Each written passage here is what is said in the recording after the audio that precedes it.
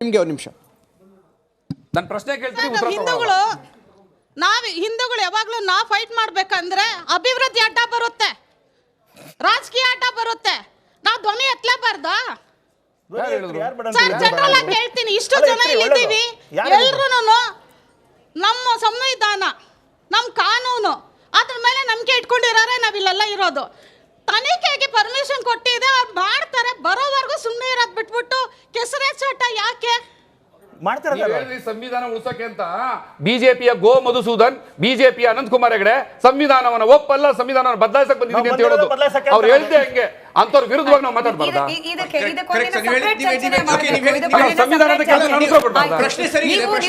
ಸಂವಿಧಾನವನ್ನು ಒಪ್ಪಲ್ಲ ಅಂತಾರೆ, ಸಂವಿಧಾನವನ್ನು ಬದಲಾಯಿಸ್ತೀವಿ ಅಂತಾರೆ. ನೀವೇ ಹೇಳಿದ ಆಧಾರದ ಮೇಲೆ ನಾನು ಚಂದ್ರಶೇಖರ್ ಅವರಿಗೆ ಪ್ರಶ್ನೆ ಕೇಳ್ತೀನಿ. ಧರ್ಮ, ಧಾರ್ಮಿಕ ಸ್ಥಳಗಳು, ಧಾರ್ಮಿಕ ಆಚರಣೆ, ಈ ಭಾವನೆಗಳನ್ನ ಬಳಸ್ಕೊಂಡು ರಾಜಕೀಯ ಕಾರ್ಡ್ಗಳನ್ನ ಸೇಲ್ ಮಾಡ್ಲಿಕ್ಕೆ ಹೋದ್ರೆ ಜನರು ಮೂರ್ಖರೆಲ್ಲ ಗಮನಿಸ್ತಾರೆ. ಈಗ ಸಿದ್ದರಾಮಯ್ಯ ಅವ್ರದ್ದು ಒಂದಷ್ಟು ಎಕ್ಸಾಂಪಲ್ ಕೊಟ್ಟರು, ನಾಳೆ ಬಿಜೆಪಿ ಯಾವುದೇ ಪಕ್ಷ ಭರವಸೆ ಕೊಟ್ಟರು ಕೂಡ ಕೊಟ್ಟ ಭರವಸೆ ಅದ್ರಲ್ಲಿ ಎಷ್ಟು ಸತ್ವ ಇದೆ, ಎಷ್ಟು ಈಡೇರಿಸ್ತಾರೆ, ಇದನ್ನ ಜಡ್ಜ್ ಮಾಡೋಕ್ ಆಗದೆ ಇರೋಷ್ಟು ಮೂರ್ಖರಲ್ಲ ನಮ್ ಜನ. ನೋಡಿ, ಸಿದ್ದರಾಮಯ್ಯನವರು ಮುಸಲ್ಮಾನ್ ಸಮುದಾಯಕ್ಕೆ 10,000 ಕೋಟಿ ಕೊಡ್ತೀನಿ ಅಂತ ಹೇಳಿದ್ರು. ಸರ್ಕಾರದಲ್ಲಿ ಸರ್ಪ್ಲಸ್ ಇದ್ದಾಗ ಕೊಡಿ, ಬೇಡ ಅನ್ನಲ್ಲ. ಆದ್ರೆ ಸರ್ಕಾರದ ಭಾಸ್ಕರ್ ಅವರು ಹೇಳಿದ್ರು, ಸರ್ಕಾರದ ದುಡ್ಡೇ ಇಲ್ದಿದ್ದಾಗ ಏನು SC STಗಳ 11,000 ಕೋಟಿ ಕಿತ್ಕೊಂಡು ತಿಂದಿದ್ದಾರೆ. ಸರ್ಕಾರದ ದುಡ್ಡೇ ಇಲ್ಲ, SC STಗಳು ದುಡ್ಡು ತಿಂತಾ ಇದ್ದಾರೆ, ಆದ್ರೆ ಮತ್ತೆ 10,000 ಕೊಡ್ತೀನಿ ಅಂತ ಹೇಳಿದ್ರೆ ನ್ಯಾಯ ಅನ್ಸುತ್ತಾ? ಅದು ದಲಿತ ದುಡ್ಡು ಕಿತ್ಕೊಂತಿರೋ ತಪ್ಪು ಅನ್ಸುತ್ತೆ ಅಲ್ವಾ? ಅದು ಇದು ಮೊದಲನೇದು. ಎರಡನೇದು, ನಾನು ಆಗ್ಲೇ ಹೇಳಿದೆ, ಲಾಸ್ಟ್ ವರ್ಡ್ ಬೇಗ ಯಾವುದೇ ಆಗ್ಲಿ ಇಲ್ಲಿವರೆಗೂ ಕೋರ್ಟಲ್ಲಿ ಇರ್ತಕ್ಕಂಥದ್ದಕ್ಕೂ ಬಿಜೆಪಿಗೂ ಸರ್ಕಾರಕ್ಕೂ ಸಂಬಂಧವೇ ಇಲ್ಲ. ಕೋರ್ಟಲ್ಲಿ ಇರ್ತಕ್ಕಂಥದ್ದು ಕೋರ್ಟ್ಗೆ ಡಿಸೈಡ್ ಮಾಡೋದಕ್ಕೆ ಬಿಡಿ. ಕೋರ್ಟ್ ಹೇಳ್ತಿರ್ತಕ್ಕಂಥದ್ದೇನು, ಅಲ್ಲಿ ಉತ್ಪನ್ನ ಮಾಡೋಣ, ಅಲ್ಲಿ ಸಂಶೋಧನೆ ಮಾಡೋಣ, ಸಂಶೋಧನೆ ಏನು ರಿಸಲ್ಟ್ ಬರುತ್ತೆ ಆ ಸಂಶೋಧನೆ ಒಪ್ಕೊಳ್ತಕ್ಕಂಥ ದೊಡ್ಡ ಮನಸ್ಥಿತಿ ನಿರ್ಮಾಣ ಆಗಬೇಕು, ಪ್ರಶ್ನೆ ಮಾಡೋದಲ್ಲ. ನಿಮ್ಮ ಪ್ರಕಾರ ಕೋರ್ಟ್ ಬಂದ್ರೆ ಕೋರ್ಟ್ ಹೇಳಿ ಸರಿ, ನಿಮ್ಮ ವಿರುದ್ಧವಾಗಿ ಬಂದ್ರೆ ಕೋರ್ಟ್ ಹೇಳಿ ಸುಳ್ಳು, ಸಂವಿಧಾನ ಹಾಳಾಯ್ತು ಅಂತ ಹೇಳ್ತಕ್ಕಂಥದ್ದಲ್ಲ. ಮೂರನೇ ಪ್ರಶ್ನೆ, ಗೋ ಮಧುಸೂದನ್ ಆಗ್ಲಿ ಅನಂತಕುಮಾರ್ ಆಗ್ಲಿ ತಪ್ಪು ಮಾತಾಡಿದ್ರೆ ಅವ್ರ ಮೇಲೆ ಕ್ರಮ ತಗೊಳ್ಳೋದಕ್ಕೆ ನಿಮ್ಗೆ ಅಷ್ಟು ಶಕ್ತಿ ಇದೆ. ಅದು ಬಿಜೆಪಿಯ ನಿಲುವಲ್ಲ. ಬಿಜೆಪಿಯ ಸ್ಪಷ್ಟವಾದ ನಿಲುವು ಸಂವಿಧಾನಕ್ಕೆ ಗೌರವ ಕೊಡೋದು, ಕಡೆಯವರೆಗೂ ಸಂವಿಧಾನ ಇರ್ತಕ್ಕಂಥದ್ದು. ಸಂವಿಧಾನವನ್ನು ಅತಿ ಹೆಚ್ಚು ಬಾರಿ ಅತ್ಯಾಚಾರ ಹಾಳು ಮಾಡಿದ್ದು ಅಂತ ಹೇಳಿದ್ರೆ ಕಾಂಗ್ರೆಸ್ ಮತ್ತು ಇಂದಿರಾ ಗಾಂಧಿ ಅವರು. ಸೇರಿಸ್ತೀನಿ ಅವ್ರಿಗೆ. 11,000 ಕೋಟಿ ಸಿದ್ದರಾಮಯ್ಯ ಕದ್ರು ಅಂತ ಆಪಾದನೆ ಮಾಡಿದಲ್ಲ, ಸತ್ಯ. ಹಾಗೆ ಗೋವಿಂದ ಕಾರಜೋಳ ದಲಿತ ಸಮುದಾಯದವರು ಸೋಷಿಯಲ್ ವೆಲ್ಫೇರ್ ಡಿಪಾರ್ಟ್ಮೆಂಟ್ ಮಿನಿಸ್ಟರ್ ಆಗಿದ್ದಾಗ 19,000 ಕೋಟಿನ ಬಿಜೆಪಿ ಕದ್ರು. ನಮ್ದು ಇಬ್ರು ಕಂಡ್ರೆ 19,000 ಕೋಟಿ ಕದ್ರು. ಸಪರೇಟ್ ಮಹಾ ಎಪಿಸೋಡ್ ಮಾಡಿ ಸಪರೇಟ್ ಅವರು ಕಳ್ತನ ಮಾಡ್ತಾರೆ, ಇವರು ಕಳ್ತನ ಮಾಡ್ತಾರೆ. ಕಡೆ ಪ್ರಶ್ನೆ ಚಂದ್ರಶೇಖರ್ ಸರ್, ಕಡೆ ಪ್ರಶ್ನೆ ಆಡಿಯನ್ಸ್ ನ ಕೇಳೋ ಮೂಲಕ ಈ ಕಾರ್ಯಕ್ರಮ ವೈಂಡ್ ಮಾಡೋಣ. ಎಸ್ ಆರ್ ನೋ, ಹೌದು ಇಲ್ಲ ಅಷ್ಟರಲ್ಲಿ ಉತ್ತರ ಕೊಡಿ. ಕೋರ್ಟ್ ನಲ್ಲಿ ಹೋಗಿ ನಮ್ಮ ಧಾರ್ಮಿಕ ಸ್ಥಳಗಳನ್ನ ಉಳಿಸ್ಕೊಳ್ಳೋ ಅನಿವಾರ್ಯತೆ, ಇನ್ ಕೇಸ್ ಅದ್ ಆಯ್ತು ಅಂದ್ರೆ ಆ ಸಂದರ್ಭದಲ್ಲಿರೋ ಸರ್ಕಾರದ ಆಧಾರದ ಮೇಲೆ ನಾವು ವೋಟ್ ಹಾಕ್ತೀವ. ಪ್ರಜ್ಞಾವಂತರ ಹೌದು ಅಲ್ಲೋ? ನಾವು ಹೌದು ಅಲ್ಲ ಅಷ್ಟರಲ್ಲಿ ಇರ್ಲಿ ನಿಮ್ ಉತ್ತರ. ಹೌದು ಅಲ್ಲ ಅಷ್ಟೇ.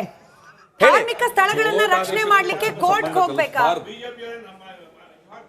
ಸರ್? ನಿಮ್ ಎಸ್ ಆರ್ ನೋ ಅಲ್ಲ ಅಷ್ಟೇ, ಎಸ್ ಆರ್ ನೋ ಅಲ್ಲ ಅಷ್ಟೇ, ಎಸ್ ಆರ್ ನೋ. ಧಾರ್ಮಿಕ ಸ್ಥಳಗಳು, ಧಾರ್ಮಿಕ ಪ್ರಶ್ನೆ ಕೇಳಿ ಸರ್, ಅಲ್ಲಿ ಮೈಕ್ ಇಲ್ಲದೆ ಇರೋದ್ರಿಂದ ನಾನು ಅದಕ್ಕೆ ಬರೀ ಎಸ್ ಆರ್ ನೋ ಹೇಳಿ ಅಂತ ಹೇಳಿ.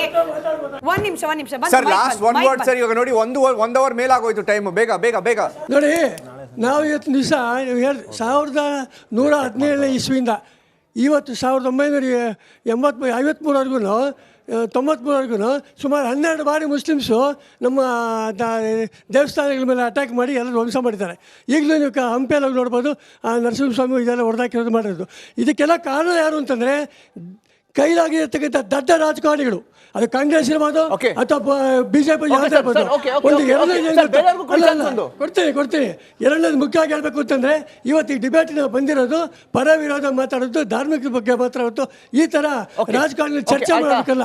ಇದನ್ನ ನಾನು I felt very bad. Okay, thank you sir, thank you. ಬೇಗ ಸರ್. ಇದರಲ್ಲಿ ರಾಜಕೀಯ ಮಾತಾಡುವಂಥದ್ದು ಏನಿಲ್ಲ. ಬಿಜೆಪಿ ಆಗಲಿ, ಬಿಜೆಪಿಯನ್ನು ನಾವು ಅಲ್ಲಿ ಇದು ಮಥುರಾದಲ್ಲಿ ನಾವು ಕಟ್ತೀವಿ ಅಂತ ಯಾವತ್ತೂ ಬಂದಿಲ್ಲ, ಯಾವತ್ತೂ ಹೇಳಿ ಕೂಡ ಇಲ್ಲ.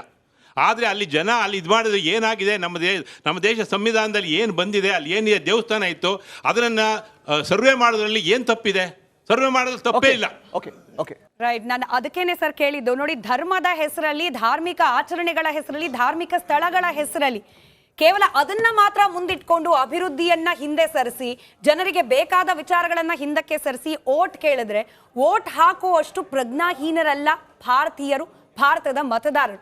ಧರ್ಮ ಉಳಿಬೇಕು, ಧರ್ಮವನ್ನ ಉಳಿಸೋ ಕಾರ್ಯ, ಎಲ್ಲಾ ಧರ್ಮವನ್ನ ಉಳಿಸೋ ಕಾರ್ಯ ಎಲ್ಲರಿಂದ ಆಗ್ಬೇಕು ಅನ್ನೋ ಸದ್ಭಾವನೆ ಇರುವವರು ನಾವು. ಹೀಗಾಗಿ ಧರ್ಮ, ಧಾರ್ಮಿಕ ವಿಚಾರಗಳು ಹಾಗೆ ಧಾರ್ಮಿಕ ಸ್ಥಳಗಳು ರಾಜಕೀಯ ಏತರವಾಗೇ ಇರಲಿ, ಕೋರ್ಟ್ ಕಾನೂನಾತ್ಮಕ ತೀರ್ಪು ಅದಕ್ಕೆ ಎಲ್ಲರೂ ಕೂಡ ತಲೆಬಾಗುವಷ್ಟು ವ್ಯವಧಾನ ಎಲ್ರಿಗೂ ಸಿಗ್ಲಿ ಅಂತ ಹೇಳ್ತಾ ಕಾರ್ಯಕ್ರಮ ಮುಗಿಸ್ತಾ ಇದ್ದೀನಿ. ಧನ್ಯವಾದ ಎಲ್ರಿಗೂ ಕೂಡ ಚರ್ಚೆಯಲ್ಲಿ ಭಾಗಿಯಾಗಿದ್ದಕ್ಕೆ.